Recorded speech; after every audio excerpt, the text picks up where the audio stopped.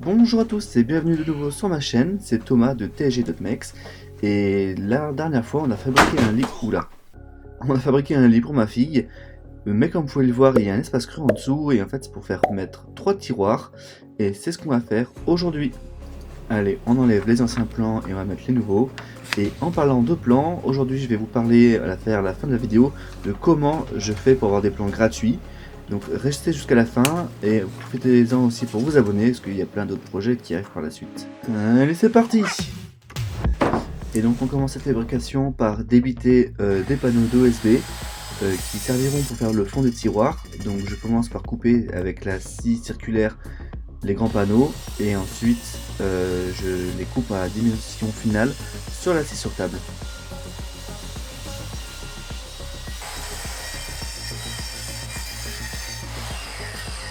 Récupérés qui serviront à faire la carcasse des tiroirs. Donc c'est du MDF qui est très épais, mais c'est de la récupération, donc c'est ce que j'ai voulu utiliser. Et vous pouvez voir là que je porte mon masque avec la visière et les filtres parce que le MDF fait un max de poussière. C'est un peu l'enfer à travailler avec. J'avais l'aspiration, le masque et plus le filtre à air. Et à la fin de tout ce procédé, j'ai dû nettoyer mon garage avec le souffleur parce qu'il y en avait absolument partout. La suite de l'étape, c'est d'ajouter une rainure en bas des plaques. Et donc pour ça, je vais utiliser ma défonceuse Triton. Et je règle la profondeur pour que ça passe pile poil avec la roulette, mais qu'il y ait assez de place pour rouler par terre. Et je marque également tous les côtés avec un trait pour éviter de mettre la rainure du mauvais côté. Vous allez voir que ça m'a pas empêché de me tromper. Ce qui est important avec la défonceuse sur ce genre de découpe, c'est de prendre son temps et de pas tout couper d'un coup, de faire ça en plusieurs passages. Moi je l'ai fait je crois en jusqu'à 3 passages et ça s'est très bien passé. Quand on prend son temps et qu'on fait ça en sécurité. Et je vous ai dit tout à l'heure que je m'étais trompé sur le côté de la rainure, comme vous pouvez voir. Je me suis trompé, j'aurais dû le faire de l'autre côté. Donc c'est pas grave, on va faire ça rapidement. Et cette fois je le marque bien pour être sûr de ne pas me tromper. Et là j'ai refait la rainure hors caméra pour gagner du temps. Et vous pouvez voir que c'est déjà beaucoup mieux.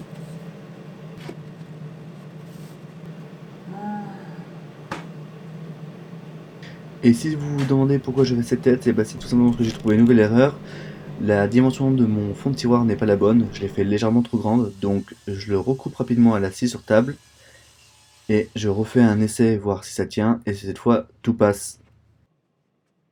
Pour l'assemblage des tiroirs, je voulais pas me prendre la tête et faire quelque chose d'assez simple, donc je vais utiliser des pocket screws, comme vous pouvez voir. Hop, il suffit de faire 2 trous, 2 vis, et ça tient.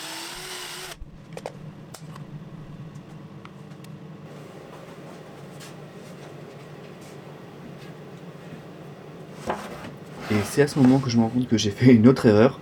Enfin, une autre erreur. Lorsque j'ai fait la rainure du mauvais côté, celle-ci, et ben en fait, les vis ne peuvent pas accrocher dedans. Donc du coup, j'ai attrapé 2 pinceaux en sapin que j'ai raboté jusqu'à ce que ce soit l'épaisseur parfaite pour rentrer dans la rainure. Et je vais le coller dedans et ça me permettra d'avoir quelque chose pour que les vis puissent s'enfoncer dans le panneau et le tenir en place. Et à force de faire des projets et faire des erreurs, je me suis rendu compte que faire des erreurs c'est pas grave, ça fait partie du process. Ce qui compte c'est de savoir comment les réparer.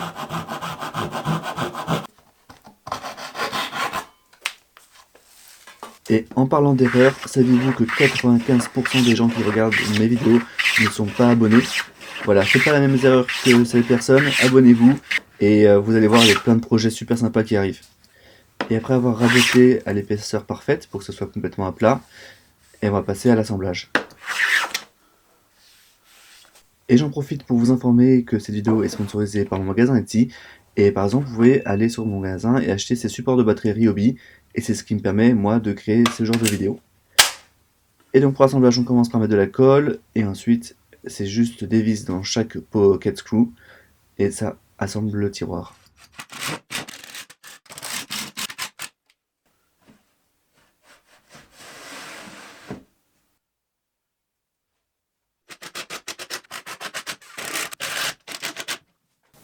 J'ai fait une boîte! Donc ça c'est un tiroir fait, et pour le second c'est l'escalier en fait.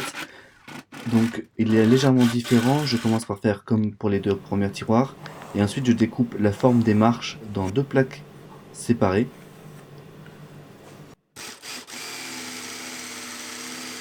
Et le MDF fait tellement de poussière que j'étais obligé de souffler pour voir où étaient les lignes et ne pas couper trop loin.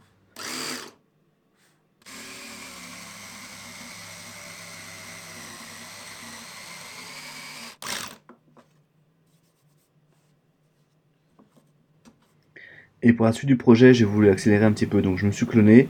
On a mis tous les deux de la colle et ensuite vissé les deux nouvelles plaques avec la marche des escaliers.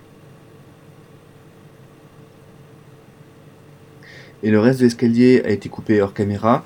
Et pour le faire tenir, j'utilise juste de la colle et des clous et ça tiendra très bien.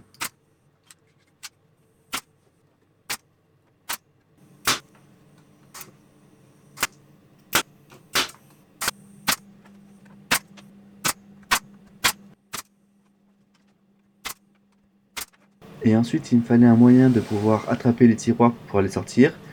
Et une des solutions les plus simples, c'est de faire une encoche. Donc pour ça, j'ai fait deux trous avec l'initié à cloche. Et je vais les relier avec la scie sauteuse. Et ça va me permettre de faire un trou où passer la main et pouvoir attraper les tiroirs pour les sortir. Et j'ai fait ça pour les deux tiroirs, mais aussi pour l'escalier.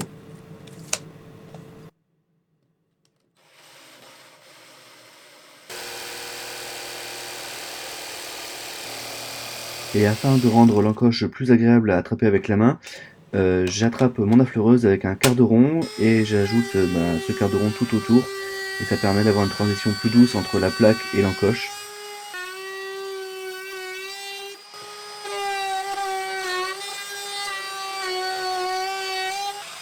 Et ensuite, c'est l'heure de poncer avec la nouvelle ponceuse, qui fonctionne très bien d'ailleurs.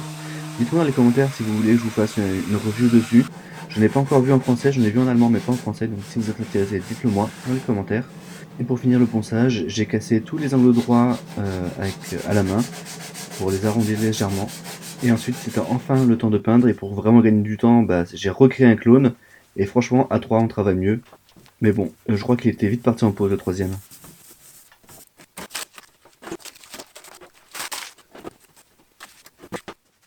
Et une fois la peinture sèche, j'ai retourné les 3 tiroirs pour pouvoir leur ajouter des roulettes.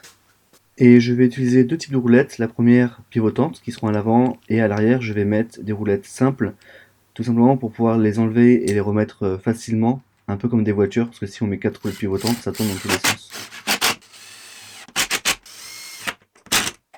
Et voilà, c'est fini, maintenant il n'y a plus qu'à les mettre en place.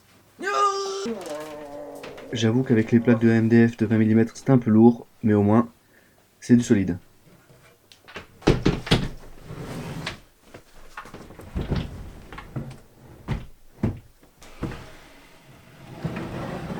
Et voilà, c'est fini. Pour ce projet, je vais pas vous vendre de plans, tout simplement parce qu'il y a un moyen de les avoir gratuitement, et c'est ce que je vais vous montrer maintenant. Donc la première étape, c'est de trouver un modèle de lit qui vous plaît. Et nous, on avait choisi celui-là, donc vous le reconnaissez sûrement. C'est celui que j'ai fabriqué pour ma fille.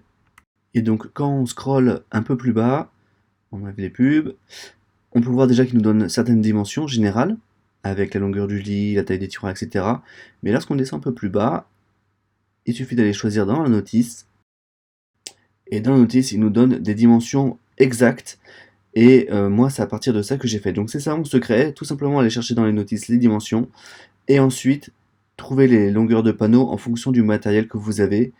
Et c'est une technique qui fonctionne très bien, c'est ce que j'ai utilisé pour faire ce lit. Alors oui, il y a un peu de travail à faire derrière parce qu'il faut déterminer soi-même les dimensions des panneaux exacts en fonction de l'épaisseur des panneaux qu'on a actuellement. Mais ça nous permet de travailler avec des panneaux de récupération comme ce que j'ai fait et d'économiser beaucoup d'argent. Et là vous pouvez voir, il y a même des vues éclatées, on peut voir les panneaux dont on a besoin, etc. etc. Et juste pour vous montrer, c'est pas seulement sur ce site-là. Là, si je regarde sur ce fabricant bien connu, on voit, voilà, cette commode, il y a toutes les dimensions exactes.